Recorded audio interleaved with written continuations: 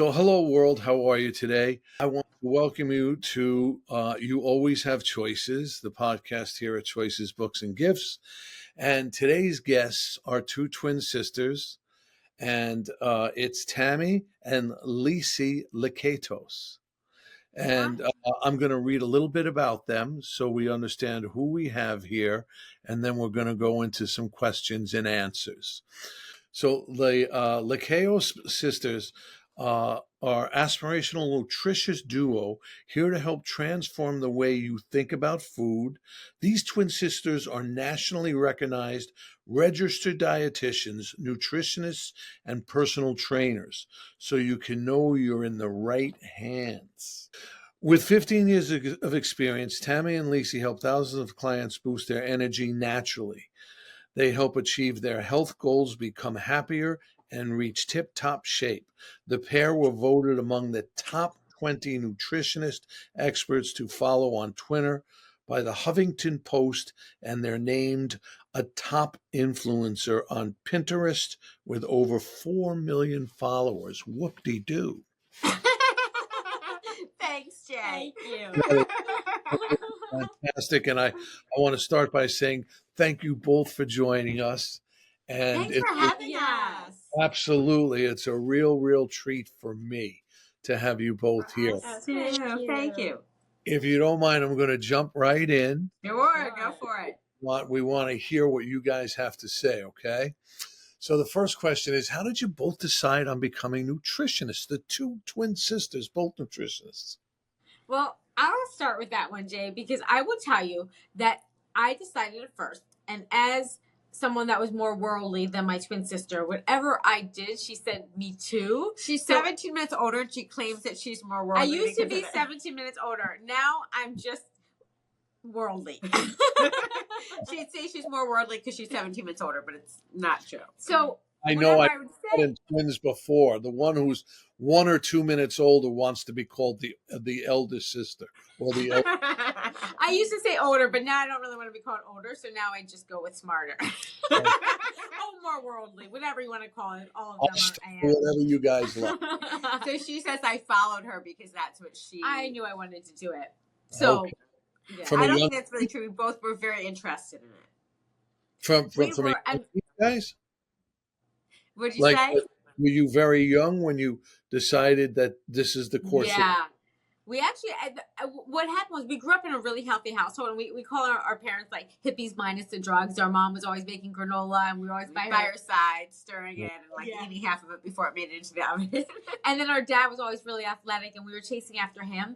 And by the time we got to high school, we were really into soccer, playing hardcore, and we'd have these team breakfasts in the morning, and we lived in a healthy household, but when we go to these team breakfasts, and it's like donuts, and we'd eat everything, all the sugar, and then we get to first period, and we're like, first period class.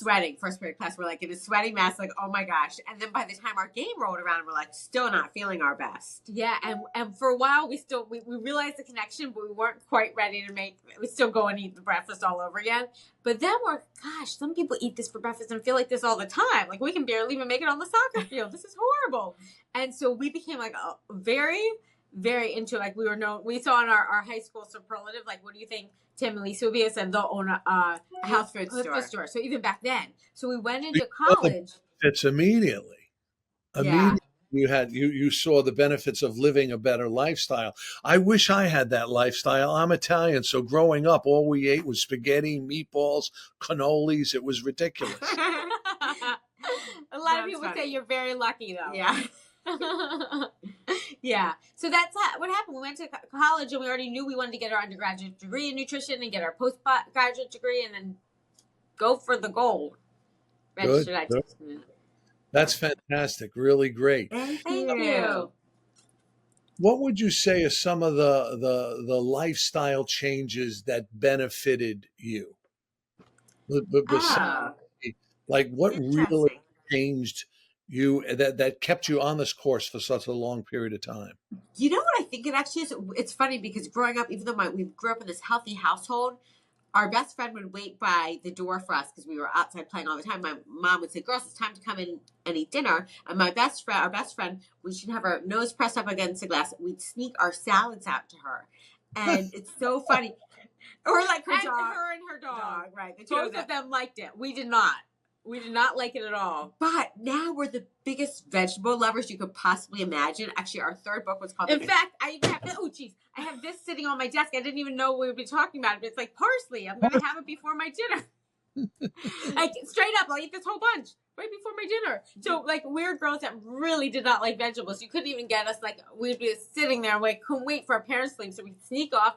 We had a deck that was very helpful, too, because sometimes our best friend would sneak up the deck and then we'd give our vegetables to her out through the back door. And then we could go and play because we'd eaten our vegetables. So now I see vegetables. I see Tammy in the gym all the time, and you should see the way she moves on the elliptical. It is. She's the same way on the bike. That's the same way. You're the same way. We're pretty twinny. Okay. That's why we don't work out at the same place. It'd be pretty gross. Yeah, we'd be annoyed with each other. So, as you both know, some of the biggest problems in the world come from food, obesity. It leads to depression, unhappiness, bad health, heart disease, diabetes. Yeah. What would you say, and how can we improve that by eating a better diet? Oh, that's a big question. But I mean, small changes in diet can make a huge difference in our health. And that's what we really help people to see. Like, it's not an overnight overhaul of the diet. It's just gradual changes, that small changes make big differences. And that's huge and rewarding for people. So, for example. Example. Yeah. Okay. So, for example, one of our clients the other day, one of my clients came and he was talking about his salad. And I was looking at his diet and I was seeing he's trying to lose weight. I'm seeing where the calories were adding up, and he's a pretty healthy guy, pretty healthy eater. And I saw that the salad dressing, you're pouring the salad dressing onto the salad, and it covers the salad might be, especially if it's just greens, very few calories. But you put the salad dressing on, and suddenly it's hundreds and hundreds of calories. So for him, this is a great thing for him. I had him put the salad dressing on the side, which you've probably heard before. Dip the fork in the dressing, stab the salad. He found that not only did it slow down his eating, he enjoyed the flavor just as much. And that was the only change he made for the first week, and he lost 3 pounds from that alone. We've had people lose 7 pounds from that change alone, like in a week. Just alone. That's funny because next question was going to be that. It was going to be, as nutritionists, what do you see that most people don't see, and what little quick changes can we make? The salad dressing's one. Give me a couple of others. One that's surprising, and you'll love this one as an Italian, is the olive oil. The olive oil, pouring it in the pan, 1 flat tablespoon has more calories than a piece of bread. So if you pour a few tablespoons of olive oil in your pan, and it's great and healthy for you, but it can add up really quickly. So you're like, I don't understand. I'm eating pasta and gaining weight, but maybe it's really all the oil that you put in the sauce, or eating bread. That's a big one. I'm eating bread and gaining weight, but really it's all the oil you dipped the bread in. So we have some of our clients say they start off their morning with an egg omelet, and they're pouring the oil in the pan. And then at lunch they're grilling a chicken breast and pouring the oil in the pan, and the pasta and pouring the oil with the shrimp in the pan. And then we have them sometimes, if they're open to it, take a spray bottle and put the oil in and then spray it in the pan instead to disperse the oil and the flavor. And they drop pounds immediately. So it's one of those things also. As a hardcore Italian, but that's a hard probably wrap your head around. But even so, and remember, it's so healthy for you. So it's not like we don't want you. People get plenty of fat in their diet. Healthy for you, but only in small increments. Right. Extra virgin olive oil. Yeah, it's very anti-inflammatory. It's got great antioxidant potential to lower inflammation in the body. And inflammation is the root of all disease. Heart disease, diabetes, obesity. So you want some, but there's a tipping point where you get too much, and then it causes obesity, and then it's like you're getting the inflammation from the obesity. So it can be a slippery slope. And the interesting thing about inflammation also is that it makes weight loss harder and weight gain easier. So once your body's inflamed, it's really easy to gain weight and really hard to lose weight. Yeah. Very good. Which brings me to my next question. So besides eating healthy and doing the best you can, what other things can one do in life to live that lifestyle, a healthier, firm, strong, healthy heart, no diabetes? I can't be fooled. Well, I've always heard that in the gym. It's 90-10. 90% of it is what you put in your pie hole, and 10 is really the exercise. But right. what Exercise do you is guys do? huge. It's huge, but he's saying diet is 90%. Right. And that is kind of true for weight, but it's not, it's all, there's never just one thing. Like when someone's sick with something or gets cancer or something, it's never just one thing. So when it's getting healthy, it's never just one thing. People think, oh, you know what? But but you know what? I eat this bunch of parsley every day. I'm healthy. Like what if the rest of the day I'm eating? Every day? You eat that bushel every day? I mean, sometimes it's parsley. Sometimes before I eat, it's a whole other world that you get into once you learn about bitters before a meal. Bitter greens before the meal, whether it's parsley, whether it's dandelion greens, spinach. They just it opens up your digestive It starts juices. your digestive enzymes going, so you digest your food better. You get the nutrients out of your food. Believe me, when I first started, when I was doing my research on all this, I thought this much was too much. I'm like, you're telling me I need to eat this bunch? I don't have my clients eat that bunch, but now with anything I do that's healthy, I become a little obsessed. So you gotta like cut it off. I like tame it. You can tame it down. You don't have to eat that much. But there's benefits to just eating a little bit.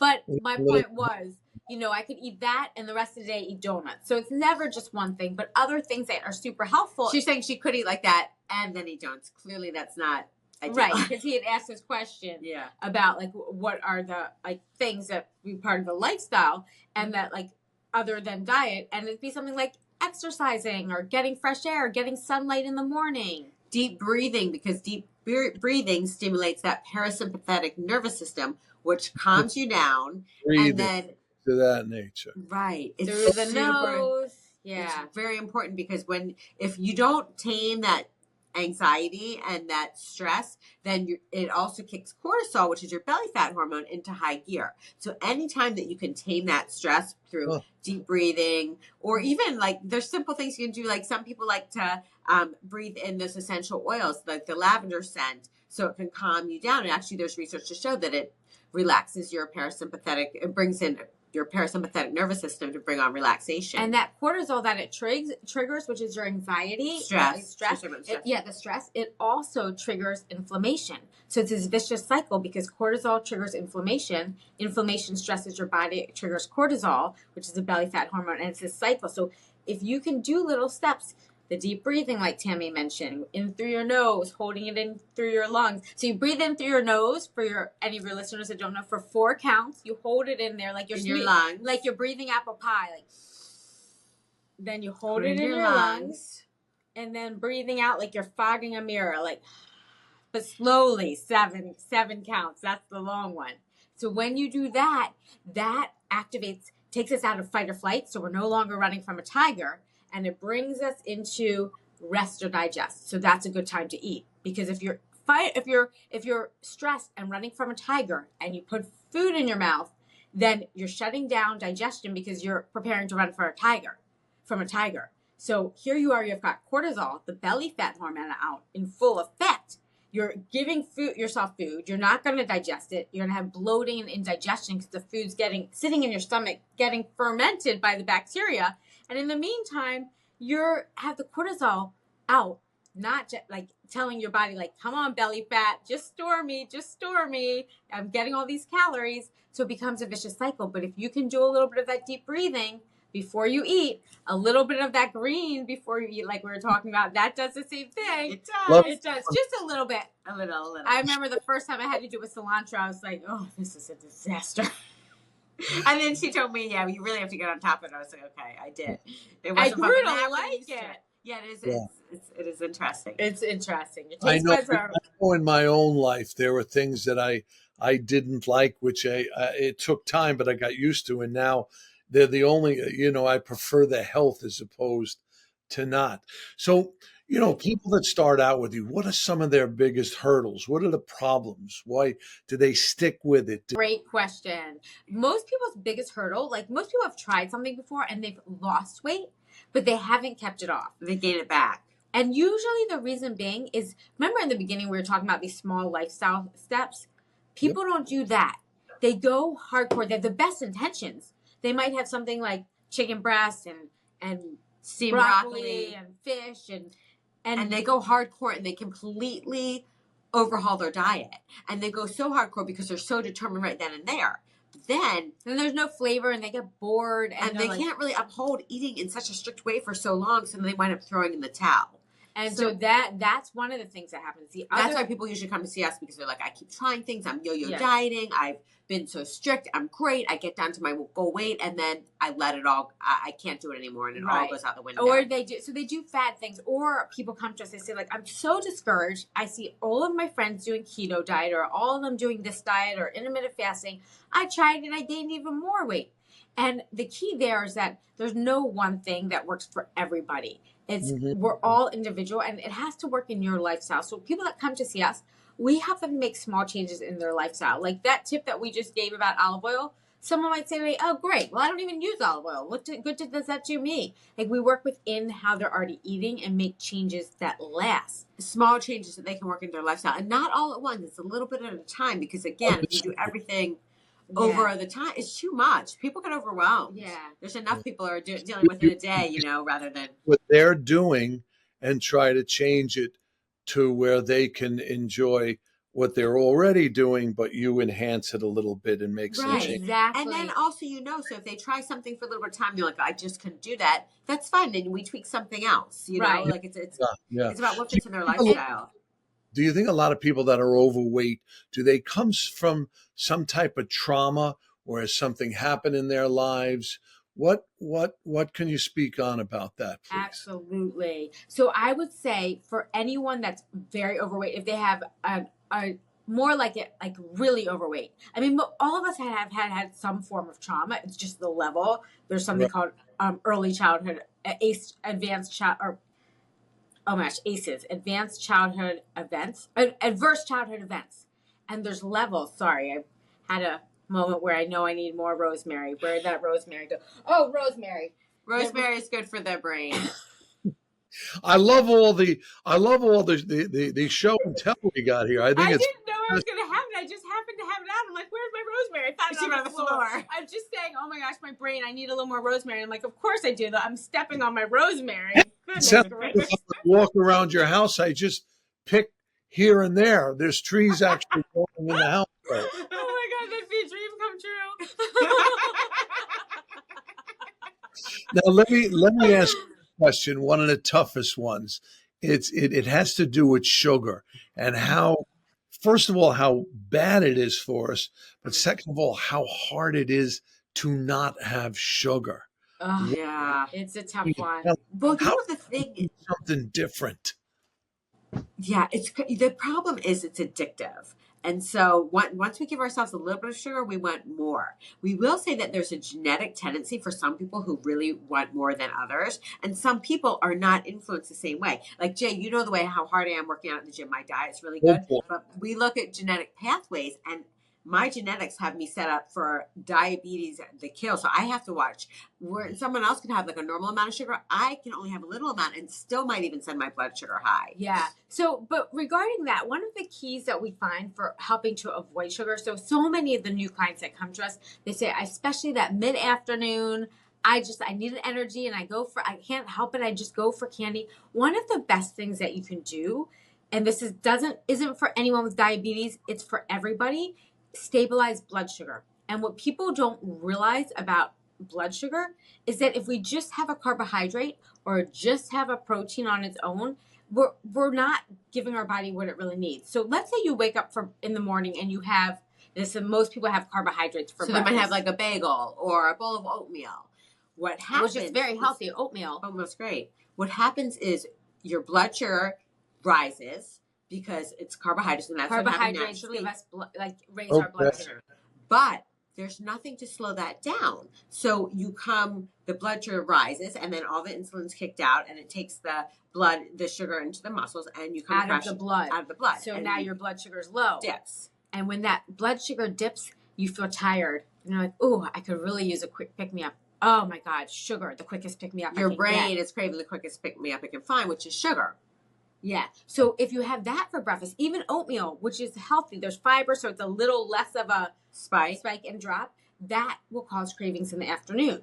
But if you add protein to it, protein is really the key, because protein it takes a long time to digest, and it sticks to, let's say, eggs. Like chicken, eggs, eggs, chicken, eggs, talking about. Greek yogurt. Yeah, so that takes a longer time to digest. So what happens is you eat that carbohydrate, it gives you that energy boost. It's brain fuel. And then you have the protein with it, and it stabilizes. So you're not getting that drop. So for example, for breakfast, like you say, we mentioned the oatmeal, you wouldn't want to just have the oatmeal by itself. You then would either maybe make an overnight oats with the Greek yogurt mixed in there, or you could do a side with the eggs. But you want to have some source of protein with every meal to stabilize and not a large sugar. amount of the carbohydrate. And don't get confused, because if you don't want to just have the eggs on their own. And the reason being, if you just have eggs, great, that's protein, you're not going to be hungry. But what about that brain fuel? Like, what is the fuel for my brain? Carbohydrates are the only fuel for your brain and your muscles. So you actually need a little bit of carbohydrates. So if you don't have a little bit, later in the day, we find a lot of people, they just have like protein. Let's say you had steak for breakfast. Or just had eggs. You just had eggs. By afternoon, they crave a candy bar as well. So you want a little bit. And the key is to really keep the carbohydrate portion moderate, not big at all. You want mostly protein and just a small amount. Half cup cooked of oatmeal. That's all it takes, really. So let me ask you this. Like for me, and Tammy will tell you, I'm a gym freak as well. He's amazing. You're amazing there. You box. You're there. I was telling her you're there for so many. Like you go in the morning, and then like in the afternoon, you're still there. And I was like, "Oh, are you finished?" And you're like, "Well, I've been here since 9, and it's like 4 p.m." I was like, "Oh my gosh, he's amazing. You're amazing." I'm probably doing the wrong thing, but when I wake up, naturally, I'm just not hungry in the morning. So I like to go and do an intense workout. And if I'm going to do something later, I'll have something, after my first part of the workout. Is it okay that I don't eat before I work out? I mean, it's better. It's better. You could argue it's better. But I would say you know what? You're proof in the pudding. You're doing something right, for sure. And it can definitely be better. It depends on the person, like everything else. One of the reasons that it can be better is that when you're in a fasted state and you push your body to a limit, it creates something called autophagy, which is like we break down our body's old cells. And it helps to rid, when you're in that stage, it helps you to rid your body of those old cells. And repair them and then make new cells. So that actually increases longevity. It fights against Alzheimer's disease. It fights against disease in general. So there's so many benefits. So is fasting something that we should do? Some people. The reason we say some people, we do say some people, not just me, is because females have a much more delicate balance with the hormones, and they can't push it quite the same way. Guys can get away with it, but females, it can mess with their hormone balance, but also throw them into the opposite state where it actually increases inflammation because it's too stressful for them. It's too much for them. But it depends. Like sometimes they can do it 3 days a week. It's very individual. Sometimes it's really good for them. So it really depends on the person and everything else that's going in there. Good information. Yeah, and males as well, because they can't necessarily, even though it's good for some people, some guys will say, well, I got low blood sugar and then I wind up binging later. So it's not good for everyone. And also, if you have a high level of stress, everything in life comes back to stress. If your body's stressed, if you stress it too much, you can throw your adrenal system off. So it depends. You probably would know if you felt like, I think for a lot of those people that would do it and it's not right for them, not necessarily women as much, but men, if it's not right for them, they'll feel really tired. They just won't feel good doing it. Like they're pushing their body. Something feels off and they're just tired, I mean, because I've yo-yoed in my lifetime too. And one of the most confusing things that I have are all the choices today. Keto, this diet, that, every other day there's something on the internet that's saying this is what you must do. How do you feel about that? I mean, I always thought it was just a lifestyle change, but I don't necessarily want to go on a diet because when the diet ends, I'm going to go back to my lifestyle again. So with all these choices, what are we to do? Yeah. Well, first of all, you said, how do we feel about this? And I was thinking, I wish I had a tree of nuts right here.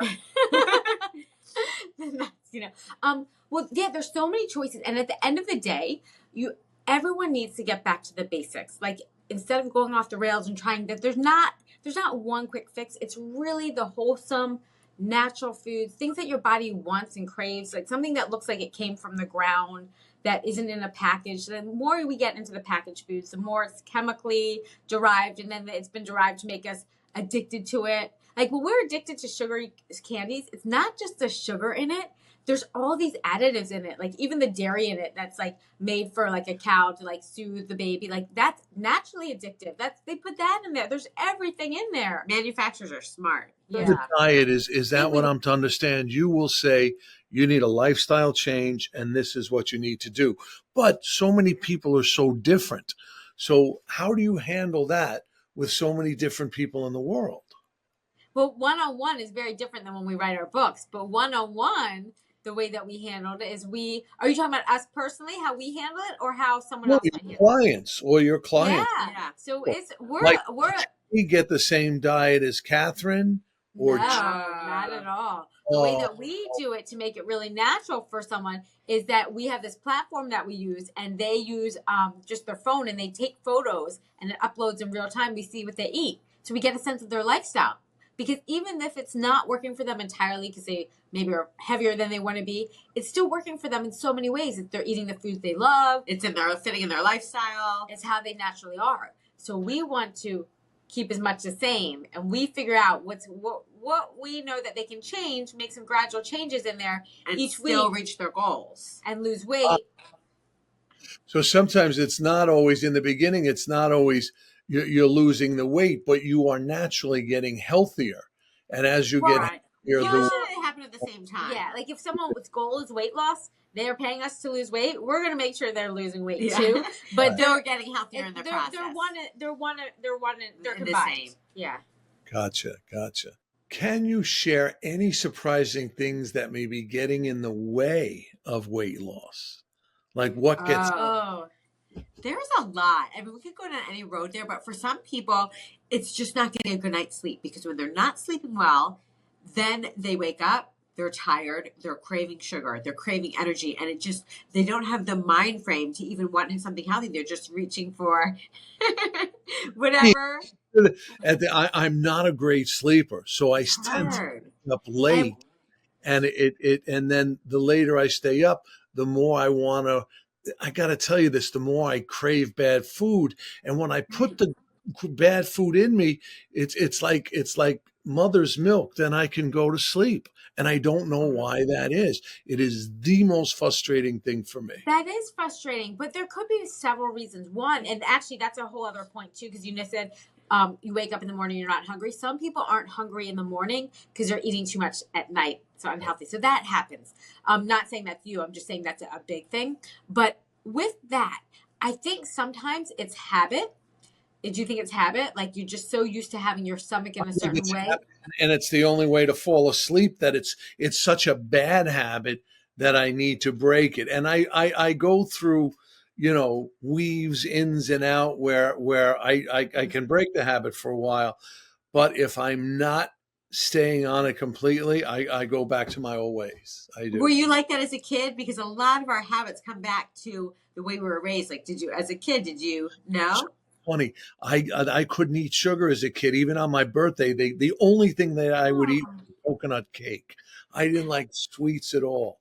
They had to You know what I wondered is for you, like looking at the rest of your diet, like is it too much just protein the rest of the day, and then you need a little carbs to because carbs give us serotonin, that helps us to sleep and relax. So it kind of relaxes. I don't like our feel good chemicals, so we can kind of. I bet if we dove in, we'd figure it out. There also into your diet and to figure it out. I mean, there's also things as you wean off that, like all of our habits, it's just a matter of replacing with something else. So if there was a tea that was like a calming elixir, but it would be hard because clearly food is addictive, and that also might just be maybe we find with a lot of people, all of us, when we eat out of just when we don't really need the food, but we want a sweet and we go and have it anyway, we're kind of we're looking for something else. Like maybe it's not that we're looking for fun. We're looking for excitement. Yeah. And when we get that, or we're looking for we're bored, we want a little, there's something we're looking tantalize our taste buds. There's something we're looking for actually. And this happens to all of us. So I'm included. Sometimes when I know I've had my sweet for the day and I want something else, I'm I just want it. I'm why do you just want it? And then I get mad at myself. I don't know. I just want it. Why would you want it? And then I'm but why do you really want it? You're just as full. There's something deeper there. Is that what you're saying? Deeper. It's deeper. And sometimes it's pretty basic deeper, but sometimes it's we're missing something in our lives that we need to think about what we really want. The what we're really looking interesting, for. yeah, and the interesting I thing know a young too. lady once told me, she says, sometimes when you think you're hungry, Jay, all you may need is to drink some water. Oh, 100%. Yes, That because the brain does it confuses the signal of hunger and thirst. So a lot of times when we're thirsty, we want food, and we really just needed a drink. All right. Have you found that for you? I have found that, and I do drink. Yeah. I drink a lot now because I exercise so much, and I do play a lot of pickleball, and I'm a big swimmer. So these are very, very, intense sports. So I do constantly. That's good. You may need. Oh, sorry, Jay. I was just gonna say, like, if you're drinking a lot of water on its own, what we find has been shocking with so many people, myself included. I think you not as much. I know. Electrolytes, from our clients, because we don't absorb the water sometimes. Like, it's very common for a lot of people. We drink a ton of water. We were thirsty. We were always drinking so much water and always thirsty, and we weren't absorbing our water. We just needed, because we were drinking intermittent fasting as well. So like, we weren't eating. When you eat it with food, you absorb more, but we had to take electrolytes, and then I felt satiated in terms of not being thirsty and so much better. I felt more mentally clear. My clients tell me the same thing when I have them. Yeah, and I say that because I do have drinks, no sugar, but high in electrolytes. Oh, good. You're on top of it. That's great. So let me put this to you. So because the podcast is coming to an end, what can you tell us? What would the number one, even if it's not number one, several things, what's the word of wisdom you would give to us, being the nutritionist that you are? What are some of the things we can do before we say goodbye? I think it's just pretty much starting small and knowing that you can always improve. It doesn't require a complete overhaul. Just starting small and putting one foot in front of the other, whether it means going for a bike ride one day or going for a walk or just trying to get one source of leafy greens a day, something. Just start small, because a lot of people, it feels very intimidating and overwhelming. But if you just start with one small change, it's much more doable. And then you can create little wins for yourself. You've got like, oh, I did that. I've done that all week. Now I can add one more thing in. Is it like you can build on your success? And do a checklist and make it a goal that you can actually achieve, so that you can feel rewarded, but like still a challenge, but that you can do it if you put your mind to it. Like, okay, I'm going to wake up and drink 12 ounces of water first thing when I wake up every morning. Okay, did it every day? All right. Did it 21 days? It's a habit. I'm kind of used to it. I actually realized I feel so much better. This next 21 days, I'm going to get up and I'm going to walk every morning to go see Jay at the gym. And you build on that. So what is it they say? Isn't it 21 days to build a good habit, good or bad? Build a habit. And that's how long it takes for taste buds to turn over too. So if you're trying to say adjust to a less sweet diet, 21 days and your taste buds will turn over. Or like a bread that doesn't have salt in it, or a lower sodium bread. And it's not always 21 days for everyone. Like ours happened to turn over very quickly. We're very lucky in that way. But actually not as lucky too, because if you go off on like a crazy weekend away or something already, you're like, oh, I love those sweet foods. But ours turn over quickly. So it depends. Not everyone takes the 21 days, but 21 days maximum, let's say, for taste buds to adjust. All right. Well, I want to say a couple of things. First, I want to say thank you from the bottom of my heart coming on the show. Thank you. So informational, so much for me as well. I mean, I learned a lot. And believe me, I'm going to be talking to Tammy more in the gym about this stuff, because I need more help in my own lifestyle. So I'd like to say a few things before wrap it up this way. So as we wrap up this episode of Choices, remember that life is a series of decisions that shape our journey. I hope our time together was inspiring and motivating. Stay empowered, stay well, and remember, you always have choices. Peace and blessings, and I'll see you soon. I hope you'll be repeat visitors here. We love it, Jay. Thank you so much for having us. It was so much fun. Thank you. Thank you so much. Bye. That was so much fun. Bye.